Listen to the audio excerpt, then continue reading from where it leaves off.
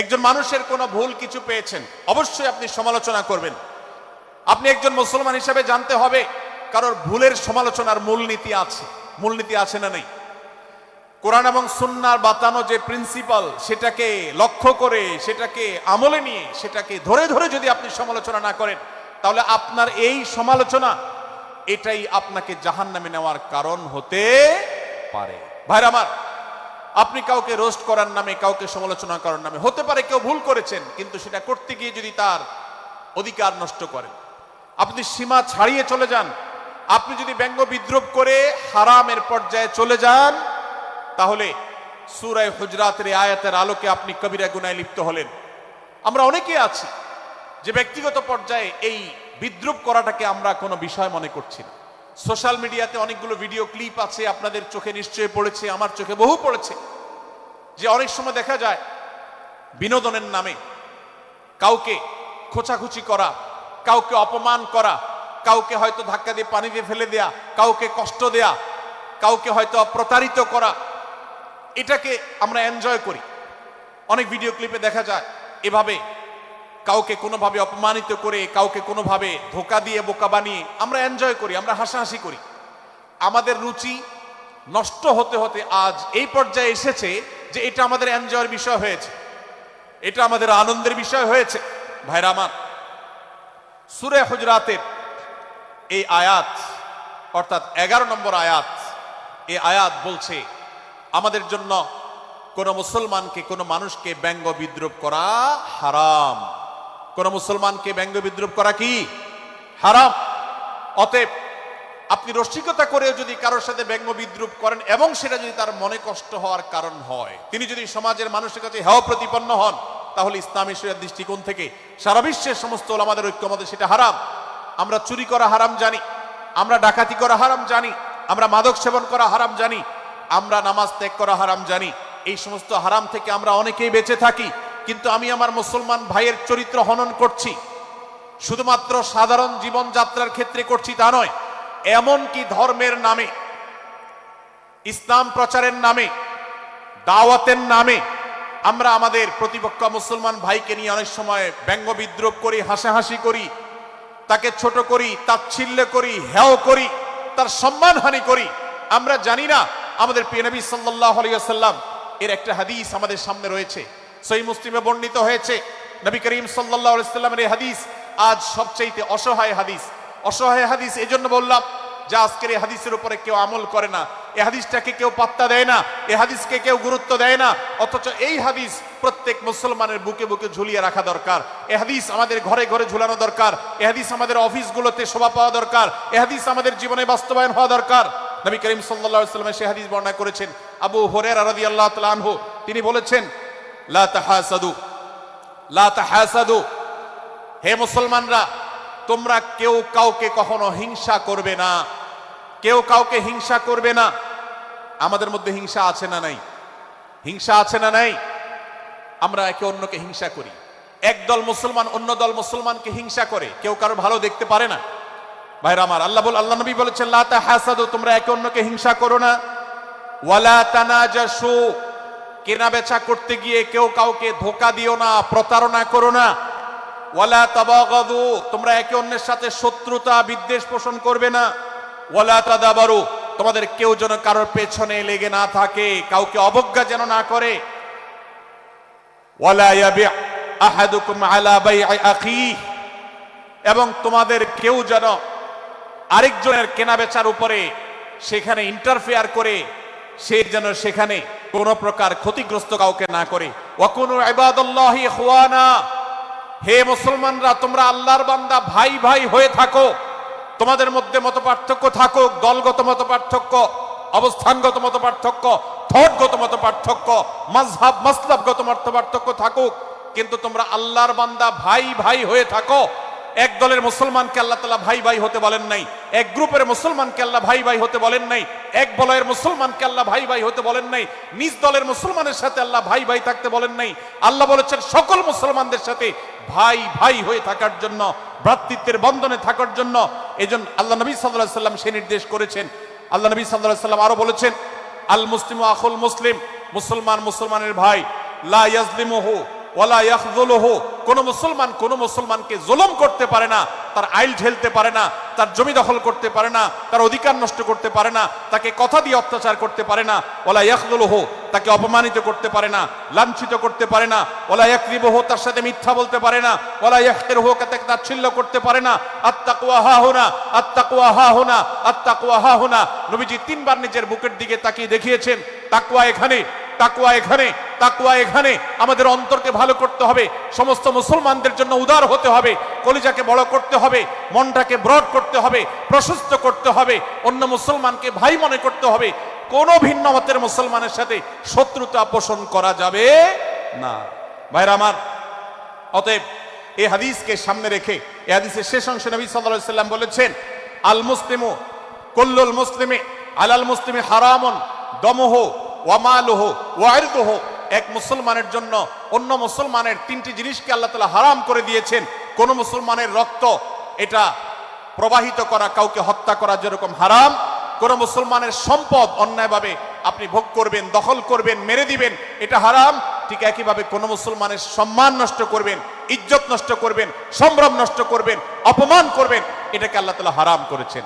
আল্লাহ তাআলা আমাদের সবাইকে অন্য মুসলমানদের ব্যাপারে এরকম দায়িত্বশীল ভূমিকা রাখার তৌফিক দান করুন, বলুন আমিন। ভাইরা আমার, সূরা হুজুরাতের 4 নম্বর আয়াতের শিক্ষাকে ধারণ করে আমরা কারোর প্রতি বিজ্ঞ ব্যঙ্গাত্মক আচরণ করব না। অনেক মুসলমান আছেন অন্য মুসলমানদের নাম ধরে ধরে বিদ্রুপ ব্যঙ্গ করেন, নাম বিকৃত করেন। অনেক সময় আমরা রসিকতা করেও আমাদের অনেকের নাম বিকৃত করি। আল্লাহ সুবহানাহু ওয়া তাআলা এটাকে হারাম করেছেন। এমনকি নবী সাল্লাল্লাহু আলাইহি ওয়াসাল্লাম বলেছেন, লা তাকুল লিকাসিরিন ইয়া কাসিরু, কোন খাটো বা বেটে মানুষকে হে বেটে, হে খাটো এরকম বলে ডেকো না। নবী সাল্লাল্লাহু আলাইহি ওয়াসাল্লাম বলেছেন, এভাবে ডাকলে তিনি অপমানিত হন। আল্লাহ তাকে এভাবে সৃষ্টি করেছেন। আমরা অনেক সময় দেখা যায় একে অন্যকে খোঁচা মারতে গিয়ে তার গায়ের রং কালো হলে, তিনি দেখতে আকারে ছোট হলে তাকে আমরা ব্যঙ্গ করি, বিদ্রুপ করি, তাকে আমরা তাচ্ছিল্য করি, তাকে আমরা অপমান করি, তাকে আমরা অপদস্থ করি। ভাইরা আমার, এটা আমাদের জন্য হারাম। আমি আবারও বলছি, চুরি হারাম আমরা জানি, ডাকাতি হারাম আমরা জানি, আমরা অন্যান্য হারামের কথা জানি, কিন্তু এই যে এক মুসলমান অন্য মুসলমানের অধিকার নষ্ট করা হারাম, এটা আমরা জানি না। এক মুসলমান অন্য মুসলমানের নাম বিকৃত করা হারাম, এটা আমরা জানি না। এই ব্যাপারেও আমরা দেখেছি যে আমরা যারা ইসলামের দাওয়াতের কথা বলি, কোরআন হাদিসের কথা বলি, তারাও দেখা যায় সোশ্যাল মিডিয়াতে, ফেসবুকে একদল মুসলমান অন্য দলে মুসলমানদেরকে নানা বাজে উক্তি দিয়ে ডাকাডাকি করে, বিকৃত নামে ডাকে, বিকৃত উপাধি দেয়, খারাপ কথা বলে, অমুকের দালাল তমুকের দালাল ইত্যাদি ধারণা করে কথা বলে। এই কাজগুলো হারাম, এগুলো আমরা কখনো করব না। 5 নম্বর যে শিক্ষা আছে সূরা হুজুরাতে, সেটা হলো 12 নম্বর আয়াতে আল্লাহ রাব্বুল আলামিন এখানে কুধারণা করাকে হারাম করেছেন, মন্দ ধারণা করতে আল্লাহ তাআলা নিষেধ করেছেন, এবং গীবত করতে, পেছনে লাগতে নিষেধ করেছেন। ভাইরা আমার, এই একটি আয়াত অর্থাৎ সূরা হুজুরাতের 12 নম্বর আয়াত, এই আয়াতটি শিক্ষা ধারণ করে যদি আমরা আমাদেরকে শুধরাতে পারি, সংশোধন করতে পারি, তাহলে ইসলামের মেইন যে কাজগুলো আছে, ঈমানকে বিশুদ্ধ করা এবং শিরক মুক্ত ঈমান আনা, 5 ওয়াক্ত নামাজ পড়ার পর, বান্দার হক আদায়ের পর, এই আয়াতটির পর আমল করলে আপনার জান্নাতে যাওয়ার সবচেয়ে বড় বাধা দূর হয়ে যাবে ইনশাআল্লাহ। ভাইরা আমার, যে আয়াতে আল্লাহ তাআলা আমাদেরকে কারো প্রতি মন্দ ধারণা করতে নিষেধ করেছেন, গীবত করতে নিষেধ করেছেন, কারো পেছনে লাগালাই করতে নিষেধ করেছেন, সে আয়াতে আল্লাহ রাব্বুল আলামিন বলেছেন, ইয়া আইয়ুহাল্লাযীনা আমানু ইজতানিবু কাসীরাম মিনায-যন্ন, হে ঈমানদারেরা, হে মুসলমানরা, তোমরা কারোর প্রতি ধারণা, মন্দ ধারণা তোমরা করো না, এটা থেকে বিরত থাকো। অনেক ধারণা অর্থাৎ মন্দ ধারণা, এটা গুনাহ, এটা থেকে বিরত থাকো। ইন্না বা'দায-যন্নি ইসম, কারণ কিছু কিছু ধারণা অর্থাৎ যেগুলো মানুষের সম্পর্কে কোনো তথ্য উপাত্ত ছাড়া নিছক ধারণা প্রসূত মন্দ ধারণা করা হয়, সেগুলো গুনাহের কারণ, সেগুলো অপরাধের কারণ, সেগুলো কবিরা গুনাহ, সেগুলো পাপাচার, সেগুলো আল্লাহর অসন্তুষ্টির কারণ। আছেন সবাই বসে যান, সবাই বসে যান, সবাই বসে যান। যশোরের মানুষের দুর্নাম হোক, আপনারা কি চান? আপনারা কি চান যশোরের মানুষের দুর্নাম হোক? তাহলে আশপাশে ভাইরা ওনাদেরকে সবাইকে বসায় দেন, বসায় দেন, কাউকে দাঁড়ায় থাকতে দিবেন না। ভাই সবাই বসেন, সবাই বসে যান, এখানে যারা দাঁড়িয়ে আছেন সবাই বসেন, অনুগ্রহ করে সবাই ধৈর্য ধারণ করেন এবং বসেন। আজকের এই মাহফিল সুন্দরভাবে শেষ হোক। আপনারা কি চান কি চান না? ভাই আপনারা কি চান কি চান না? যদি আপনারা চান, অনুগ্রহ করে আমার ডান পাশে যারা বিশৃঙ্খলা করছেন তারা বসে যান। আপনাদেরকে আমরা অনুরোধ করছি এখান থেকে বসে যান। আপনারা কি ডক্টর মিজানুর রহমান আজহারী সাহেবের আলোচনা শুনতে চান কি চান না? যদি চান তাহলে মেহেরবানি করে আওয়াজ বন্ধ করে পরিবেশ শান্ত করে, এখানে অল্প কিছু মানুষের মধ্যে বিশৃঙ্খলা দেখা যাচ্ছে। কোনো কারণে এত বড় মাহফিল, এত মানুষের লাখো লাখো মানুষের সমাগম, এখানে কোনো কারণে ঝামেলা হতেই পারে, কিন্তু আমরা অনুগ্রহ করে ধৈর্য ধারণ করি। ধৈর্য কোথায়? সবাই বসে যায়, সবাই বসে যান, আওয়াজ বন্ধ করে। ভলান্টিয়ার ভাইয়েরা এদিকে বিনয়ের সাথে মানুষদেরকে বসানোর জন্য চেষ্টা করেন। আশেপাশের যারা আছেন বসে, তারা দাঁড়ানো ভাইদেরকে হাতে পায়ে ধরে বসান, সবাই সবাইকে টান দিয়ে বসান। ভাই এপাশে যারা বিশৃঙ্খলা আচরণ করছেন তারা আপনারা একটু বসেন। আপনারা যদি বিশৃঙ্খলা আচরণ না থামান তাহলে সেক্ষেত্রে মাহফিল সুন্দরভাবে শেষ করা যাবে না। আমার আলোচনার শেষের দিকে আমরা আলোচনা শেষ করে এশার নামাজ পড়বো, তারপরে আমাদের শেষ অধিবেশন হবে ইনশাআল্লাহ। মুসলমানদের জন্য যা গুরুত্বপূর্ণ তা হলো আমরা কারোর প্রতি মন্দ ধারণা করব না। এক্ষেত্রে ডক্টর আব্দুল্লাহ জাহাঙ্গীর রহমাহুল্লাহর একটা উক্তি আমার মনে পড়ে। তিনি বলেছেন যে আজ আমাদের যারা ধর্মচর্চা করি, আমরা যারা নিজেদেরকে প্র্যাকটিসিং মুসলমান মনে করি, আমাদের সবচেয়ে হুজুরদের সবচেয়ে পছন্দের গুনাহ হলো মন্দ ধারণা করা, অন্যের ব্যাপারে খারাপ ধারণা করা। অমুক অমুকের দালাল, তমুক তমুকের দালাল, কোন তথ্য উপাত্ত ভিত্তি প্রমাণ ছাড়া নিছক ধারণার উপর ভিত্তি করে অন্য মুসলমান ভাইকে আমি এরকম নানা তকমা দিয়ে আমরা কবিরা গুনাহে লিপ্ত হচ্ছি। আমরা এই বদ ধারণা করা, মন্দ ধারণা করা যে কবিরা গুনাহ অনেকে জানি না। অনেকে অনেকের পেছনে লাগছি, অনেকের ওয়াজ শুনছি দোষ বাইর করার জন্য, স্ট্যাটাস পড়ছি ভুল বাইর করার জন্য। এই যে মানুষের পেছনে লাগা, এটা আল্লাহ তাআলা নিষেধ করেছেন, ওয়ালা তাজাসসু, তোমরা কেউ কারোর ছিদ্র অন্বেষণ করার, দোষ আবিষ্কার করার চেষ্টা করবে না, এবং ওয়ালা ইয়াগতাব বা'দুকুম বা'দা, কেউ কারোর গীবত শিকায়াত করবে না। এই আয়াতে আমাদেরকে কেউ কারোর পেছনে পরনিন্দা করতে নিষেধ করেছেন। ইসলাম বলে আমরা মানুষের সামনে মানুষের ভুলের কথাগুলো বলবো বিনয়ের সাথে, যাতে তিনি সংশোধিত হন, আর তার পেছনে প্রশংসা করব। আমরা করি উল্টা, আমরা মানুষের সামনে এসে মানুষের প্রশংসা করি আর তার পেছনে গিয়ে তার দুর্নাম করি।